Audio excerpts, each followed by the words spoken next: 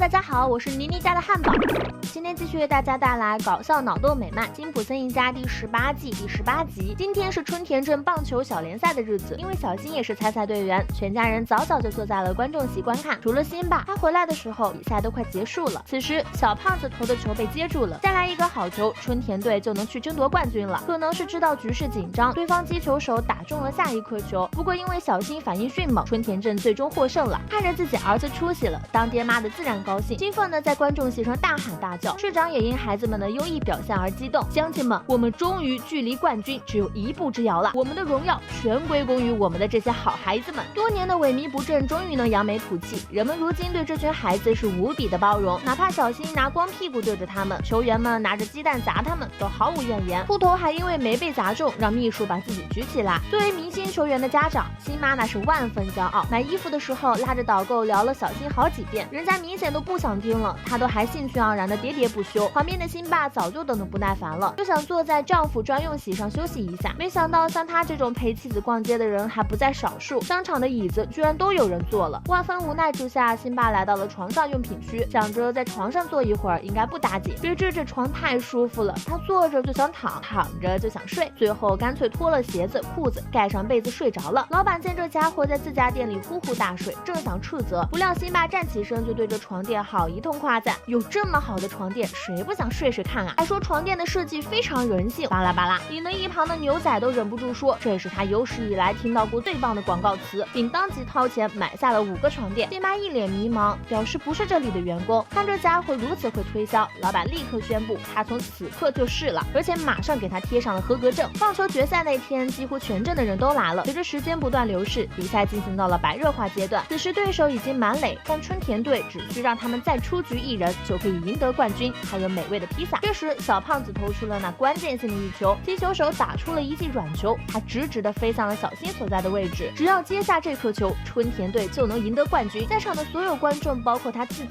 都觉得这颗球志在必得，但出乎意料的是，棒球在手上弹了一下，然后落在了地上，人们的心情在那一瞬间急转直下。小新本想冲上前捡起这颗球，却没想到这球像是故意与他作对，不管小新如何努力，他的手始终抓不住他。由于他的滑稽举动，春田队输掉了锦标赛。面对着失败的小男孩，观众席上是一片嘘声，愤怒的人们开始疯狂朝他扔东西。辛巴本想站起来保护儿子，不想连自己也被针对了。如果当时你采取了避孕措施，我们现在就在安乐街上撒玫瑰庆祝胜利了。这下辛巴也不分辨了，他将矛头指向小新。好不容易这可怜的小家伙逃出了赛场，结果又中了警长的圈套，给送了回去。面对着雨点般的恶意，小新无助极了。出了这种事情，家里人只得尽量避免刺激小新，都装作什么都没发生，对小男孩展露笑颜。偏偏辛爸是个不善隐藏的，为了不让他胡说，辛妈只好将他赶去工作。这倒提醒了辛爸，他想起自己现在是床垫推销员了，要说这份工作也算是专业对口了。就辛爸那对睡觉的理解，对于舒服的理解，想起床垫来那简直是滔滔不绝。听了他的宣传后，阿普马上就躺上去试了试，哇，那感觉就像是漂浮在充满死尸的河上。这时牧师突然叫住了辛爸，说他有个朋友的夫妻生活有点问题。辛爸一眼就看出这对夫妻在无中生有，于是一边安抚一边带他们来到了专为夫妇设计的床面前。牧师试了试手感，当即就爽快的掏卡买下了。自从小新输掉比赛后，人们对他的嘲笑就没停过，甚至电台还推出了巴特辛普森太烂节目，还有由3个小混混倾情演唱的巴特太臭了。金小妹不愿看他这样一蹶不振，就把小新带去见了一个能抚慰他的人。这人是乔，曾在1943年世界联赛的时候，在面对一记飞向自己的球时，出了和小新一样的状况。乔自嘲道，当时的人们还叫他杂耍乔，并且当他最终捡起球时，还扔向了看台，他们因此输掉了整个联赛。但后来他又重振旗鼓，做起了自己的汽车销售生意。所以说失败并不会是永恒的。小闹乔知道眼前这男孩就是输掉比赛的小新后，马上就换了副面孔，你就是那个简单飞过来的球都接不到的小孩，还说他恶心，和他说话都是这辈子的错误云云。周围人听到这话也纷纷围过来指责小新，这次是真的把这小男孩的心伤透了。这天牧师夫妇带着床垫找到了辛爸，说是他推销的产品对夫妻生活没帮助，他们是过来找辛爸退货的。见2人来势汹汹，辛爸没办法，只得上楼写支票。不料在这过程中，夫妻俩竟在他的床上来了感觉，他们觉得辛爸的床能满足他们的幸福生活，于是就问他愿不愿意交换床垫。辛爸自然是没意见，不过要他们负责搬运。牧师还在思考，不料自己老婆已经把床垫拖走了，那效率之高简直令人叹为观止。交换完毕后就直接打打算开车离开了，好一会儿才想起还落了个人，又回来把牧师绑车上带走了。好家伙，这一通操作把辛巴都看呆了。晚上，辛巴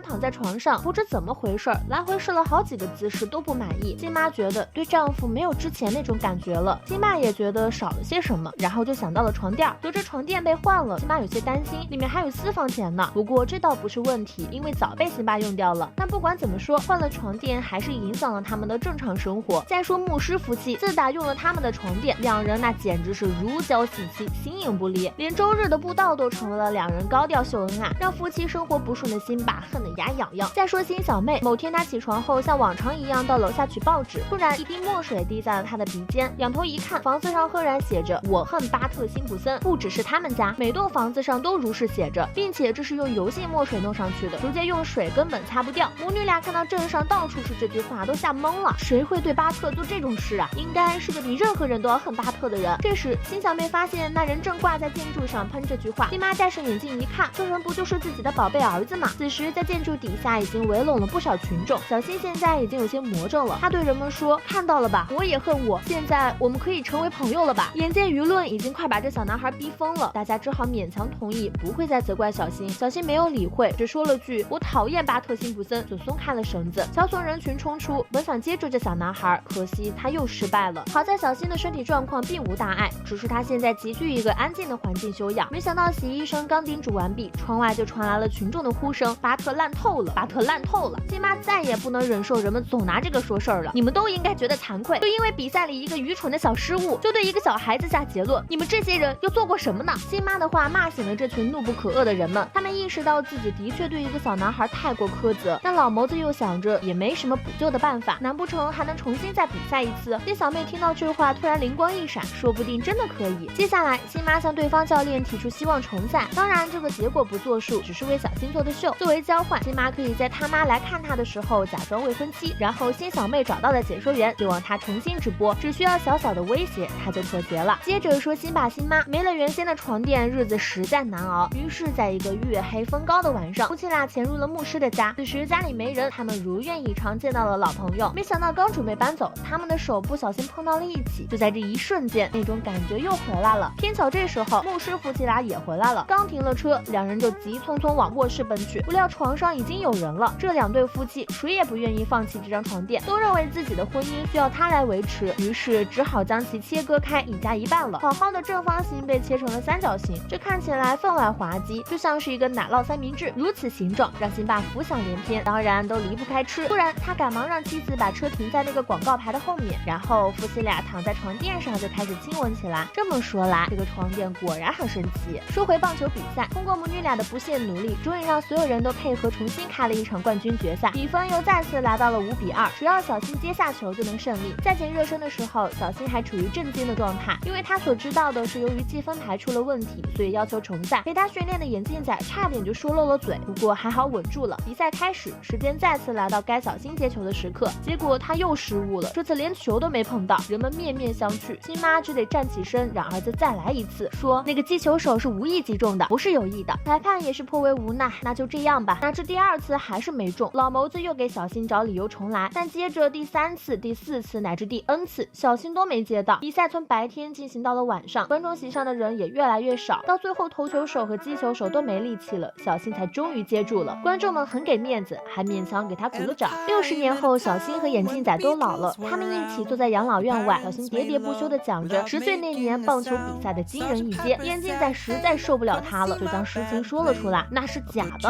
蠢货，我们陪你玩只是想让你好受一点。听到这话，小辛才明白，原来自己就是个彻头彻尾的悲剧，禁不住捧着脸掩面而泣。眼镜仔颇为无奈，只得说自己刚才说的话才是假的。没想到这货马上又生龙活虎了，我就知道我决定了胜负。小辛的这副样子让辛爸看了都沉默。天哪，我们的儿子真的是个呆子。不过紧接着他就将这事抛在了一边了，因为他想邀请鬼魂老婆再体验一把夫妻生活。一次比赛场上的失误让小辛受万人唾弃，成了全民公敌。仅从他的表现就不难看出他承受着多么巨大的压力，人们对他寄予厚望，纵容他的一切，结果不尽人意。小辛确实应该承担后果，然而过于纠结已成定局的失败，似乎太不近人情。其实无论对于小辛也好，球迷们也好，既然已有事实无法改变，就应该努力向前看，不然就算多一次重新来过过的机会也不过是重蹈覆辙。人总是要自己放过自己，别人才能放过你。无论成败，收拾行囊重新上路，才是对比赛对自己的尊重。本期的视频就到这里了，喜欢的小伙伴们别忘了点赞、评论、加关注，咱们下期再见，拜拜。